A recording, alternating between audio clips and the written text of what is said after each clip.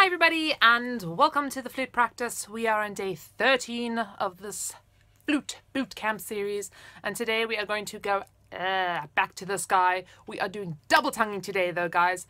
I do just want to say, for those of you who are new to double tonguing, I'm going to give you kind of like the preliminary steps of this exercise, which is all I want you to practice for now. I don't want you to go crazy and, you know, like try necessarily to even go into this full double tonguing.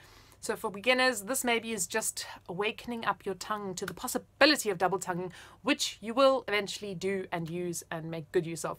For those of us who make use of this and are wanting to improve this or are looking just to train this, let's get into it.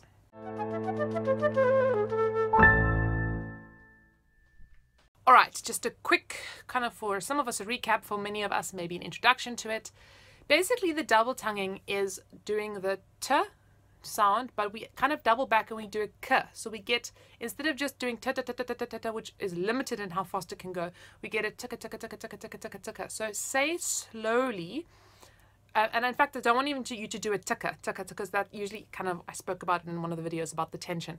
I want you to think more of a sort of a combination of a D and a T, so a tika tika tika and a g and a k. So tika tika tika tika tika tika tika tika tika tika tika, or even just think digga digga digga digga digga digga digga digga digga digga digga, quite forward. So digga digga digga digga digga digga. There's so many different syllables you can use for this, and I think you have to kind of play around for your own mouth shape.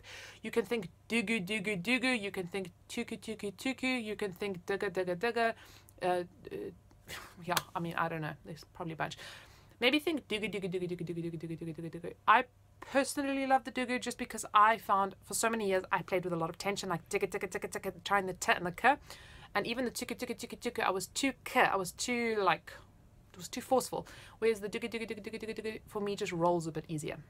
So just dugu dugu dugu dugu dugu dugu dugu, that's all you're going to do for today, and that's enough. You can do this in the car, you can do this on the bus, you can do this, I don't know, in a really boring lesson under your breath. You sit there in class like, and if people are like, what are you doing?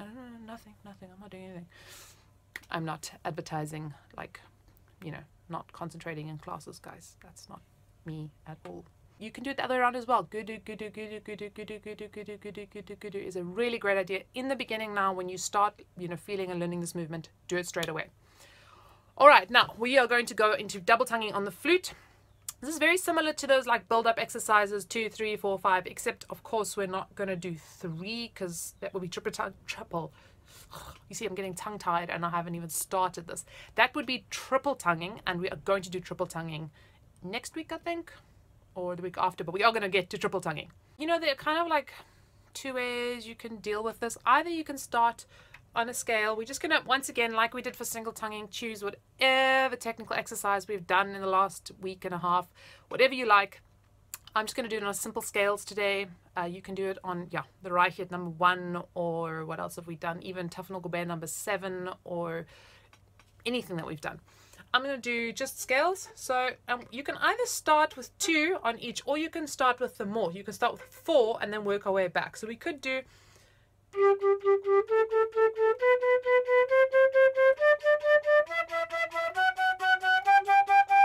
and again, like we did with the single tonguing, thinking more and more forward as we go higher in the registers. And then once you do the 4, you get comfortable with the 4, then you do the 2.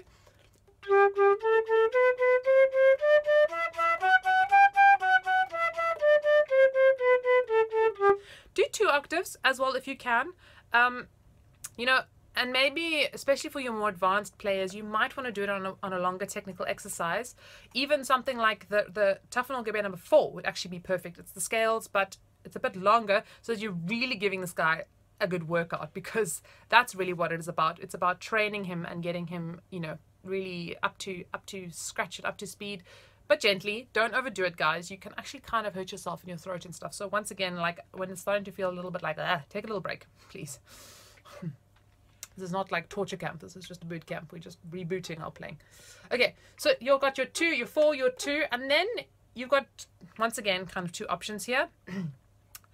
I like to not do the single tonguing yet. Like I'm single tonguing, like going into single notes yet. I actually first reverse it into gada gada gada. So doing 4 on the gada. So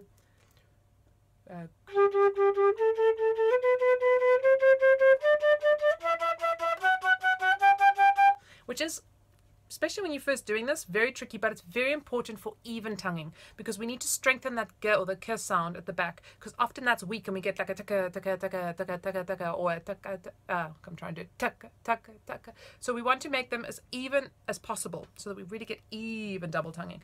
So spend some time on the gidders.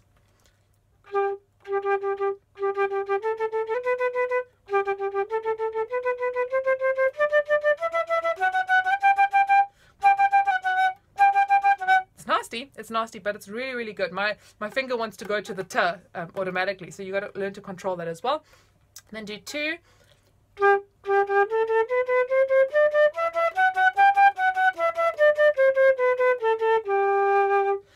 Then I would skip back to my single tucker. So on the singles,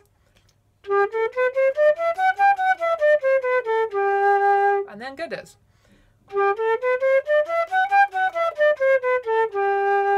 Definitely takes more concentration. You don't have to do it in this order.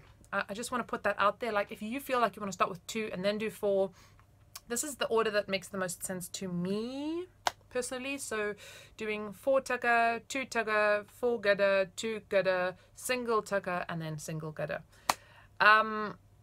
But you can do what, you can mess around with this, play around with this, interchange them as well. So if you're finding like, you're going 2 tucker, tucker, tucker, maybe go to the gidder, gidder, gidder, gidder, gidder, just to, wake up that part of the tongue again. Especially if double tonguing is relatively new to you or you struggle in this area. I used to really struggle in this area and had to do a lot of like really concentrated practice to get it better. I have also done like a double tongue video and talked about the sort of biting down and just moving that tip of the tongue, which we spoke about in the single tonguing video of the series as well. So it's not about getting the whole tongue moving. It's also not about being tight and doing tick, tick, tick, tick, but really about letting that tongue be very loose, just the tip and the sort of the back. So tick, tick, tick, tick, tick, tick, tick, really going. If you can go Google like the tongue and the movement of the tongue. It's incredible what it actually looks like. So it's really quite cool. They've even done like some studies with brass players and stuff and wind players. Or I don't know actually if it's wind, but I know there's one with the trumpeter with the tongue where they actually like did a scan with the tongue going while he was tonguing. It's really, really, really interesting and cool and good to see what it actually looks like in there. So have fun with this. Enjoy your tonguing. Until tomorrow, happy practicing and see you then.